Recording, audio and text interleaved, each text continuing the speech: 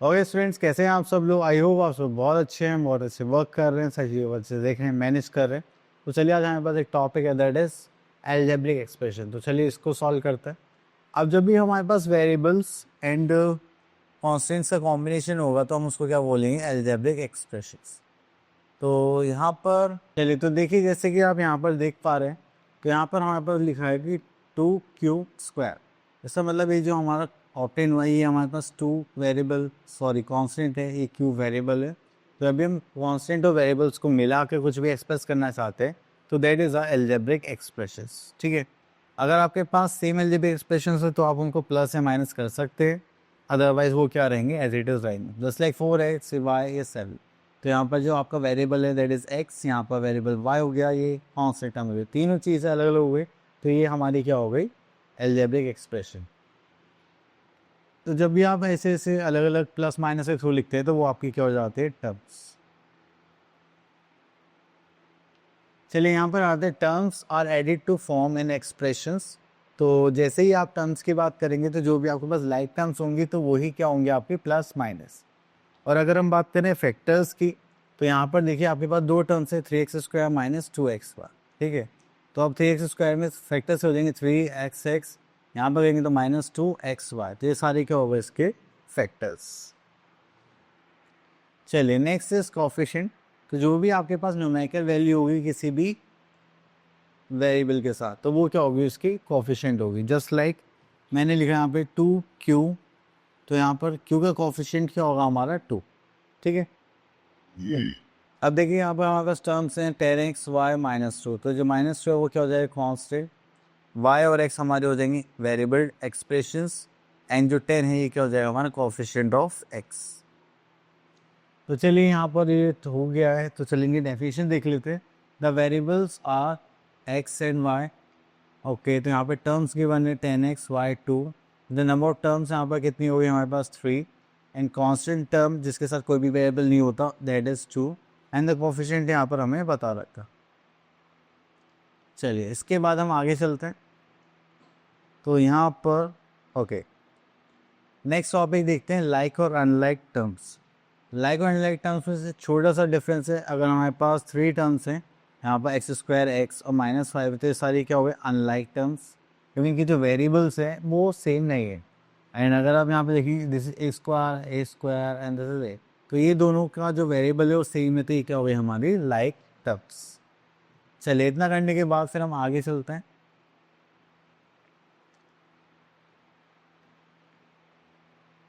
तो यहाँ पर आता है हमारे पास first term, that is monomial, then binomial, then trinomial.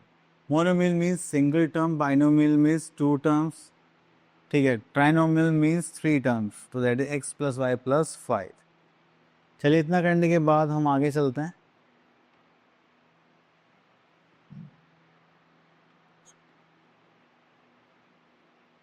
Okay, तो यहाँ पर आते हैं हमारे पास स्किल एक्सरसाइज। तो चलिए स्टार्ट करते हैं। तो क्वेश्चन नंबर 1 में बोला है, generate algebraic expression for the following. तो हम यहाँ से ले लेते हैं, the product of x and y। तो चलिए product of x and y, अभी हम प्रोडक्ट करते हैं तो हमारे वेरिएबल टर्म्स एक साथ लिखे जाते हैं, and added to the product of m n। तो उसमें ऐड कर देंगे हम, किस में, m और n में। ठीक है, तो इसी टाइप से आपको यहाँ पर सारी एक्सप्रेशंस को सॉल्व करना है, ईजी था। तो यहाँ पर आता है separate the constant term and variable terms. तो देखिए ये सब हमारे पास क्या है, वेरिएबल टर्म्स है, बस कांस्टेंट टर्म क्या हमारे पास 7। तो बाकी हमारे पास क्या हो जाएंगी, वेरिएबल टर्म्स। तो right the terms and the factors of each of the following algebraic expression. तो चलिए यहाँ से फैक्टर्स लेते हैं, तो उसके लिए हम बी पार्ट चूज कर लेते हैं। तो हमें टर्म्स भी बतानी है एंड एल्जेब्रिक एक्सप्रेशन के फैक्टर्स भी। चलिए अब इसकी हम क्या करते हैं, यहाँ पर टर्म्स लिखते हैं। ठीक है, तो ये हमारी क्या हो गई टर्म्स। तो यहाँ पर आ गया 15x² y, और यहाँ पर आ जाएगा 3xy²। 15 के फैक्टर्स निकालेंगे तो हो जाएगा 5, 3x² का निकालेंगे तो x और y के आ जाएंगे हमारे पास y। ठीक है, तो ये हो गया हमारे पास टर्म्स, एंड अब ये हो गए हमारे फैक्टर्स। ठीक है, तो यहाँ पर देखेंगे तो हमारे पास आ जाएगा जस्ट लाइक 3 x को x कर लेंगे, y स्क्वायर हो जाएगा y एंड y। ठीक है, तो ये हो गए हमारे फैक्टर्स। इतना करने के बाद फिर आगे चलते हैं। यहाँ पर आते हैं classify the following algebraic expression into monomial, binomial, trinomial. Monomial means single term, जैसे आपको यहाँ पर दिखाई दे रहा है, yes this is monomial. Binomial 2 terms and trinomial is for 3 terms. ठीक है, इस टाइप से आपको शो करना है। तो न्यूमेरिकल कोफिशिएंट बताना है आपको हर एक एल्जेब्रिक एक्सप्रेशन का। तो यहाँ पर देखिए तो सर कोफिशिएंट क्या होगा, दैट इज -3/2। ओके, तो यहाँ पर है state whether the given pairs of the like और अनलाइक। अब देखिए वेरिएबल सेम है तो ये क्या हो जाएंगे हमारे पास लाइक टर्म्स। ठीक है, एंड देन यहाँ पे कोफिशिएंट बताना है, तो चलिए एंड डिफाइन द टर्म्स, चलिए तो आप लोग इजीली कर लें। Next is finding the value of an expression. तो जो भी हमारे पास वेरिएबल्स गिवन होंगे हम उसमें क्या करेंगे, वैल्यूज़ को पुट करेंगे एंड देन उनकी वैल्यूज़ निकालेंगे।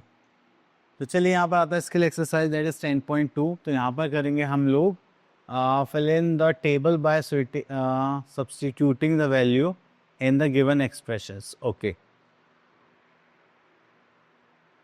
तो चलिए क्वेश्चन नंबर 1, 2 एंड अप्रॉक्सीमेटली 3 भी सेम ही है। ठीक है, तो सारे के क्वेश्चन सेम है तो हम यहाँ से पिक कर लेते हैं this one. Question number 3 fourth part.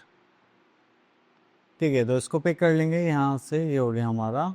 चलिए तो यहाँ पर आता है find the values of m equals to 1, n equals to 2, p equals to -1। तो चलिए यहाँ से फोर्थ ले लेते हैं। तो m की वैल्यू कितनी है हमारे पास, दैट इज़ 2। m की वैल्यू कितनी है हमारे पास 1, -5 p की वैल्यू कितनी है -1, देन -3 m की वैल्यू, तो यहाँ पर हमें 1 गिवन है, देन -2 n की वैल्यू क्या है हमारे पास, that is 2 and p is for -1। चलिए तो इसको देखिए, तो 3 2 ज़ा कितना हो जाएगा 6 + 2 1 ज़ा 2, माइनस माइनस प्लस करेंगे, this is 5 and this is -3 and minus plus -2 2 ज़ा 4 एंड दिस इज -1। अब इसको सॉल्व करेंगे तो हमें नॉर्मली करना है 5 + 2 8 + 5 8 + 5 इज 13, तो ये हो गया हमारे पास 13। अब माइनस एड कर लेते हैं, माइनस माइनस के हो जाए प्लस, ये सब माइनस में तो हो जाएगा -8। तो 13 - 8 करेंगे तो हमारे पास कितना आ जाएगा, दैट इज 5। तो 5 इज आवर आंसर। तो बस आपको ऐसे ही वैल्यूज पुट करनी है, देन उसको सॉल्व करना है। चलिए इसके बाद हम आगे चलते हैं। तो यहाँ पर भी सेम इसी टाइप के क्वेश्चन है, आप लोग इजीली कर सकते हैं। चलिए यहाँ पर देखते हैं। ओके, यहाँ से 9th का फर्स्ट पार्ट देख लेते हैं कि यहाँ पे पावर्स भी गिवन है अच्छी खासी। चलिए तो इसमें हम क्या करेंगे, फाइंड द वैल्यू। तो यहाँ पर देखेंगे that is z cube -3, that is z -10। इसको करेंगे तो हो जाएगा z की value is 10 is to power 3 -3, यहाँ पर हो जाएगा 10 - 10। अब देखिए पहले हम ब्रैकेट सॉल्व करेंगे, 10 - 10 क्या हो जाएगा 0, 0 × 3 करेंगे तो यहाँ पर अगेन क्या आ जाएगा 0, इस पर एज इट इज कॉपी कर लेते हैं। तो 10 raised to the power 3 is 10 sorry 1000, तो यहाँ पर हो जाएगा 1000 -0, तो ये हो जाएगा हमारे पास 1000 इज द आंसर। ठीक है, सब सिंपल सा था, हम इजीली कर भी सकते हैं। चलिए और देखते हैं और है क्या हमारे पास कुछ, आई डोंट थिंक सो भी और कुछ है। हाँ, तो ये टॉपिक हो गया फिनिश। तो आई होप आप लोगों को सारे कॉन्सेप्ट एंड चीज़ें अच्छे से क्लियर हो गई होंगी। हम मिलते हैं नेक्स्ट वीडियो में, तब तक के लिए ऑल द बेस्ट।